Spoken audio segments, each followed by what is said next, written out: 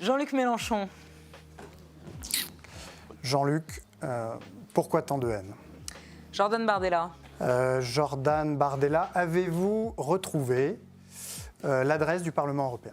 François Hollande. On pourrait lui demander si le Parti socialiste est désormais insoumis. En 2023, les autorités ont émis 138 000 obligations de quitter le territoire français, soit 2 fois plus que 10 ans plus tôt. Pourtant, le taux d'éloignement forcé n'augmente pas. Complément d'enquête s'est penché sur ce paradoxe. L'immigration n'est pas une chance pour la France. L'immigration n'est pas une chance, c'est un fardeau.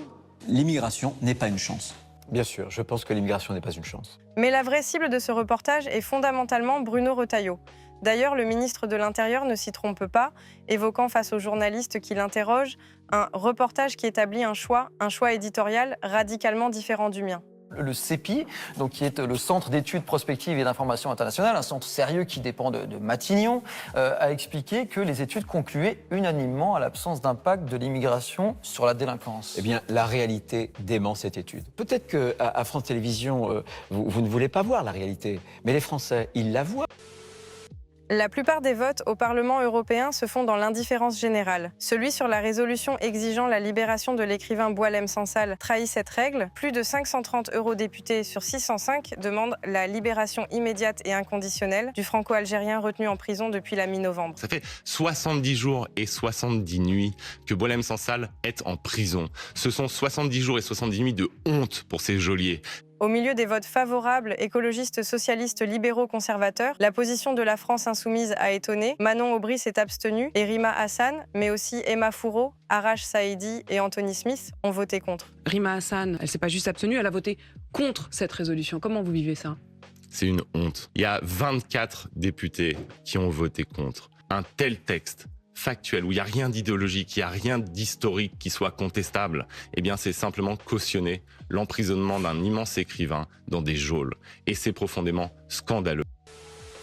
Après le vote de Rima Hassan, la petite fille de Jean-Marie Le Pen, eurodéputée du groupe des conservateurs et réformistes européens, s'est dite choquée par l'attitude des insoumis. Selon elle, ce refus de soutenir la résolution traduit une volonté de préserver des intérêts communautaires. M'indigner, je pense que le mot n'est pas assez fort, mais vraiment d'être ulcérée et extrêmement inquiète de ce que j'ai vu au Parlement européen, à savoir le fait qu'un certain nombre d'élus LFI, dont Rima Hassan, ont voté contre. Ça s'appelle être des agents de l'étranger.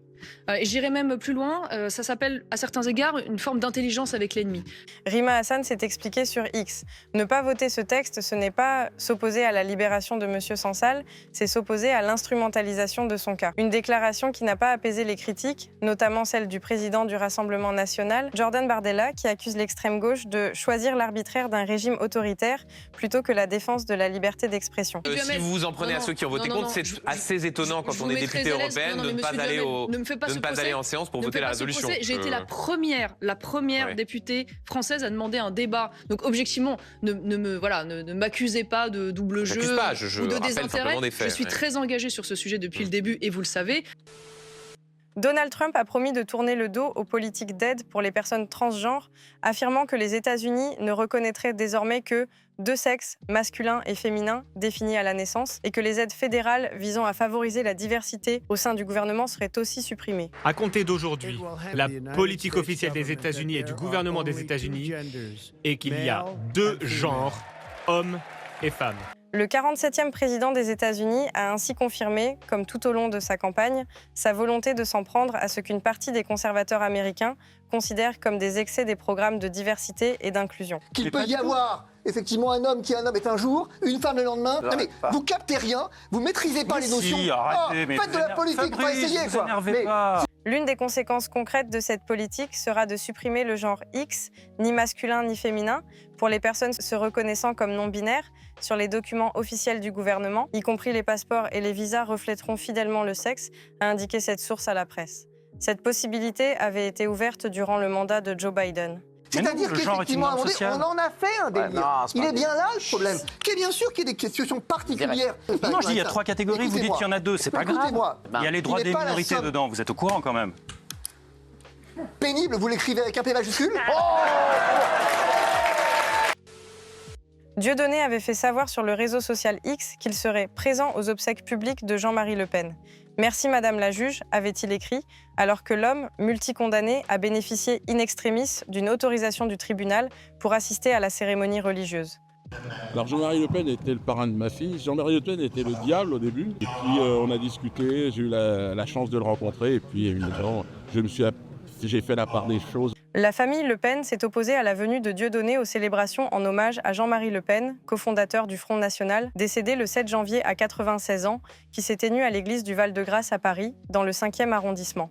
On est là pour rappeler que c'est le seul blanc dans le système politique français qui a dénoncé le système esclavagiste Becquet.